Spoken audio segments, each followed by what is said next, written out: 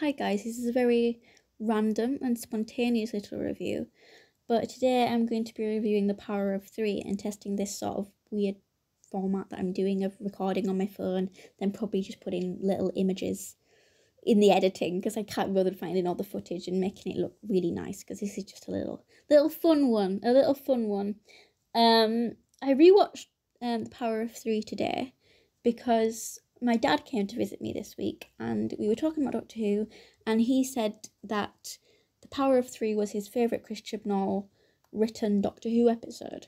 And it got me thinking, like, I haven't watched it for years. I never really think much about that episode, and I really wanted to revisit it, make some notes, and see what I thought of it. So the sort of premise of the episode is that there are all these little cubes that are invading the Earth. They turn up everywhere, but nobody really knows what they're doing because they don't do anything for a year. But that's sort of the secondary plot, because the main plot is about Amy and Rory and the influence that the Doctor has on their lives, and the sort of duality of their real life, their domestic life, working, cooking, getting shit from Tesco's, and then the Doctor side, which is going to Skaro and eating snow. I don't know what I mean. It's also got Rory's dad in it, who's played by Mark Williams.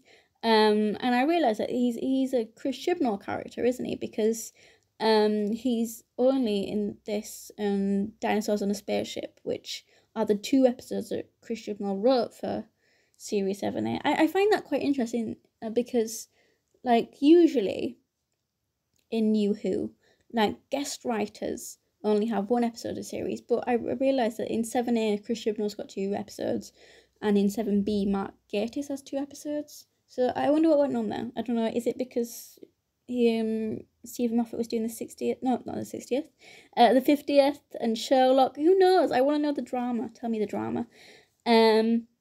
But yeah, Kate Stewart's also in this episode, but I'm not going to be talking about her really because she's not really that relevant, and the focus is definitely on Amy and Rory.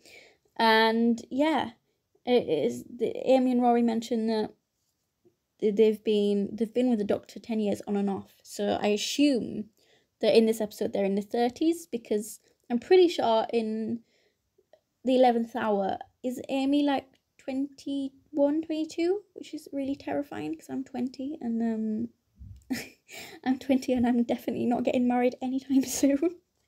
Yeah, and I remember I when this aired, I was 10. Was I 10 in 2012? I was either 9 or 10. And I really wasn't enthusiastic about Series 7A. I remember hating Asylum of the Daleks. I was really angry at it. I was like, this is cringe. Dinosaurs on a Spaceship, though, I remember being really excited about, which is strange. A Town Called Mercy, I was really scared of, because this is when this is completely random and off topic. This is the moment when I hit this age. Doctor Who had never affected me, okay, until this age. This age was when I had a bit of an existential crisis, and I was like, holy shit, people do die, and the sort of mortality in Doctor Who really affected me. I know, I was a weird child. And then The Power of Three, I remember watching it, but I don't really, sorry if I just hit the microphone, I don't really remember thinking what I thought about it. I think at this point that I was very much like, ugh, I'm too old for Doctor Who. I'm 10, I'm cool. And can you imagine if you were a Doctor Who fan at age 20? Like, that would be just completely cringe. But anyway, actually into the story. So the story is about sort of the commitment that Amy and Rory decide to make. They make commitments because Rory decides to go full time with his job as a nurse, and Amy decides to commit to being a bridesmaid at her friend's wedding. And that's like a big thing because, as I've said, they've been with the Doctor 10 years on and off, and they don't know when that he's going to come and pick them up and they're going to go on an adventure, and that's just their life. And there's a really nice bit that I enjoyed, there's a bit of conflict between Rory and the Doctor where the Doctor's in the house. He's he's meant to be investigating the cues, but they're all boring, so he gets really bored of the sort of domestic lifestyle, and he calls Rory's job a little job, and I really like that because Rory gets very angry, and I love this conflict because he's like, well, nursing isn't a little job, is it? Because in the real world, helping people who are sick, it is an incredibly big thing. Yeah, it's an everyday thing, and maybe it's not saving people from Daleks and Cybermen and whatever, but it's very important. And I think that reaction shows how Rory has grown up. He's realised that, yeah, all of the alien stuff is very exciting and big, but also there is so many important things in real, I say real life. I know in the context of the show everything is real, but in domestic life there is sort of beauty and lots of significant things.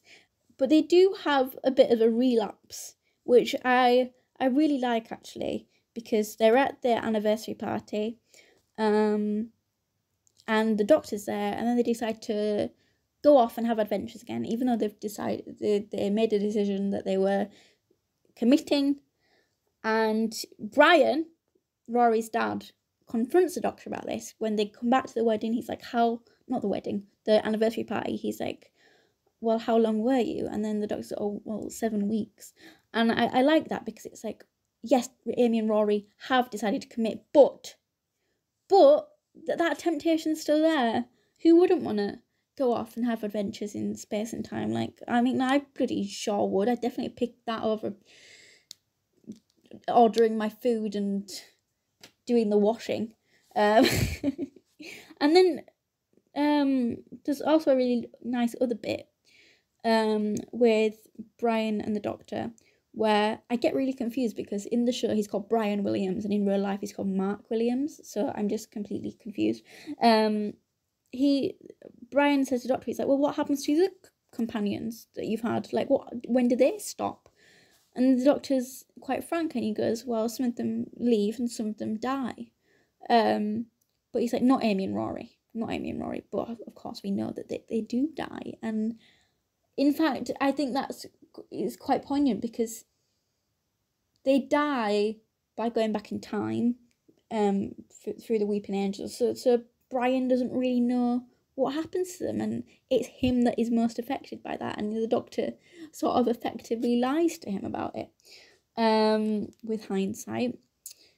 And I know Chris Chibnall, I'm not really sure about this because I don't think I've ever actually read or watched it, but I know he did like a little short story about Brian and how the Amy and Rory's death affected him, but I don't know anything about it really. So, but that's the thing, like, I don't think I've mentioned this yet, but I've sort of written this everywhere.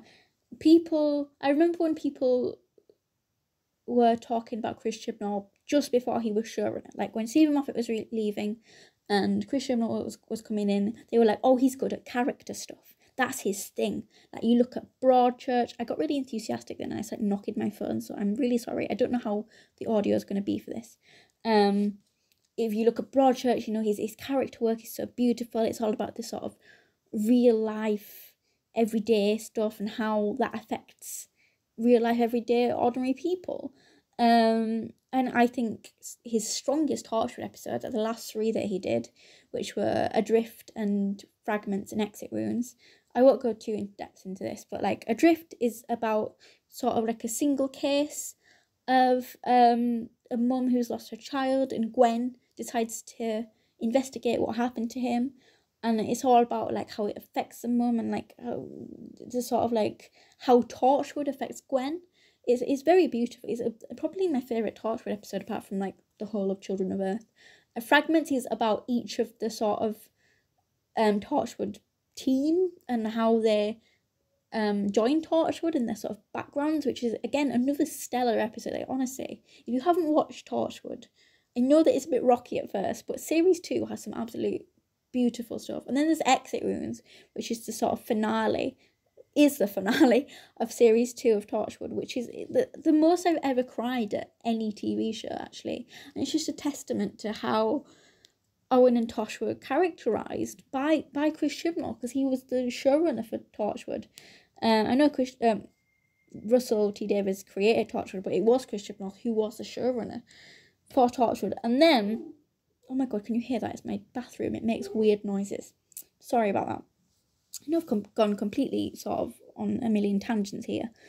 But, you know, that is the thing, that is Chris Chibnall's thing. It's like, oh, the character stuff. And I think that this episode definitely highlights his strengths in that. But also, okay, I will slightly touch on this. The alien plot in this is very weak. And I know that is the point of it, okay? I know it's like the character stuff comes first. That's the primary plot. The secondary plot is the cubes. Like, who gives a shit about the cubes? And, you know, as I said, me as a 10-year-old wasn't very interested in the cubes and the episode as a whole, because it wasn't aliens and excitement and stuff. But I think as an adult, I know I'm only 20, but I do live on my own, and I do have to do boring everyday stuff. It's quite touching, and I really like the concept of seeing how the Doctor and affects the everyday Amy and Rory.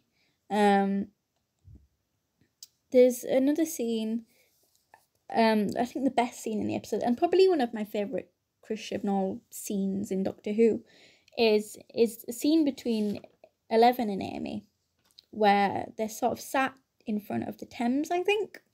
And the 11th Doctor confronts Amy, and he's like, are you thinking of stopping? And Amy's like, well, yeah, because, you know, life moves on. Oblada. I'm not funny at all.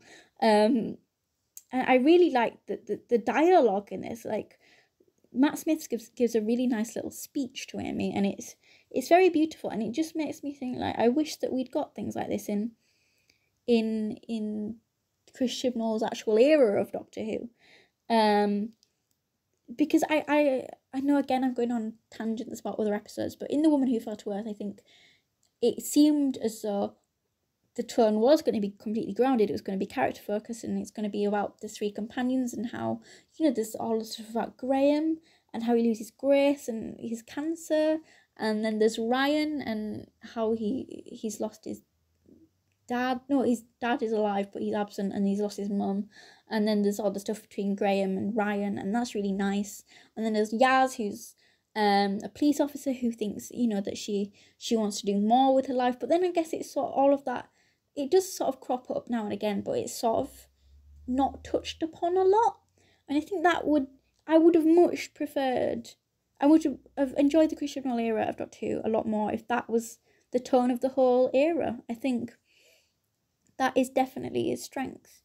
But I guess, I don't know. I don't think his strength, I know this is my opinion, by the way. Don't get angry about it, because I know that some people are very, like, Chris Chibnall stands, and they think he can do no wrong or whatever, but, like, I don't think he's the best at alien plots. But I think, you know, if he had kept everything character focused, I know you can't keep everything character focused because it's a show about aliens, but I do think that the 13th Doctor era would have been better for me. Maybe not anyone else, but it would have been better for me. Anyway, back to the 11 and Amy scene. I did read right here, because I've seen some, like, theories and stuff that it's sort of like an implication that it does take place after the Angels take Manhattan, because it's like, I can't remember the context of it, but it's like, oh, is the Doctor going back to see Amy and Rory, because that's when he's like, oh, can I stay with you? Oh, actually, I can't remember when that happens in the episode, but he does ask to stay with them. And it's like, oh, you know, I think the 11th Doctor and Amy and Rory are such a strong TARDIS team. I don't give them enough credit, because I'm Russell T Davies era stan, and, you know, all of my focus is always on Rose and Dana and Martha. But honestly, that TARDIS team are brilliant, and I love the relationship that they have with each other. It's just beautiful, and it's so well done. And oh yeah, I was on about the Smith dialogue. Did I say that? I think I've already said that Chris Chibnall's really good at the Matt Smith dialogue, but he really is. And I think it was Darius, was it, that said to me that Chris Chibnall is better at writing other doctors than he is about writing 13. And I kind of agree when I watched this scene anyway, because the dialogue is so beautiful. Like, 11 says that Amy and Rory are sealed onto his hearts, and I think that's just gorgeous. And there's also a little bit where Amy has some banter and she's like, "Oh, don't be nice to me," and it's gorgeous. But then the episode does go back to like the plot, and it's sort of all wrapped up kind of shit. And I don't think the alien plot, because there's all these threads of like, oh, there's the weird girl in the hospital, and then there's the masked men in Rory's. Oh, that's another thing I didn't mention. I do like that, you know, Rory makes a big deal about how his job's important, but it's completely, you know, separate to the Doctor and that life. But when the masked men are in his work, there is an overlap there, you know what I mean? But anyway, the end of the episode isn't particularly strong. I think that's what people's main criticism of that episode is, like, the Doctor sort of waves his sonic screwdriver and then everything's fine. But I think there was like a problem with the actor who played the you know, the guy who's in the episode, who ends up being the villain. I don't know. I feel like I've wrapped this up really shit, and that I was on like loads of cool tangents, and now it's just, I've just been like, lol, end of episode. But overall, I think I'd give this episode like a 7 maybe. It's not one of my favourite episodes, but I honestly think that it really highlights Chris Chibnall's strengths as a writer. One thing I did write is that I don't like Chris Chibnall's humour. Again, this is like a completely subjective thing, but I think some of the, like Brian's log and like Rory's like, oh, don't call it that. Like, I think it's a bit silly. But apart from that, yeah, it is a good episode, and I think I never give it enough credit, and it is enjoyable. I think more so now that I am an adult and not a 10-year-old who only cares about Daleks and shooty things. But yeah, that is my review. Don't know how I'm going to edit this. Probably just going to put pictures up and who knows. But thank you for listening. Goodbye, I guess. And my Power of the Doctor review is coming very soon. I want to film it like tomorrow. It's just that my skin is quite bad at the minute and I don't want to look like a tomato on the screen. Goodbye. See you next time, ladies and gents and non-binary people. Goodbye.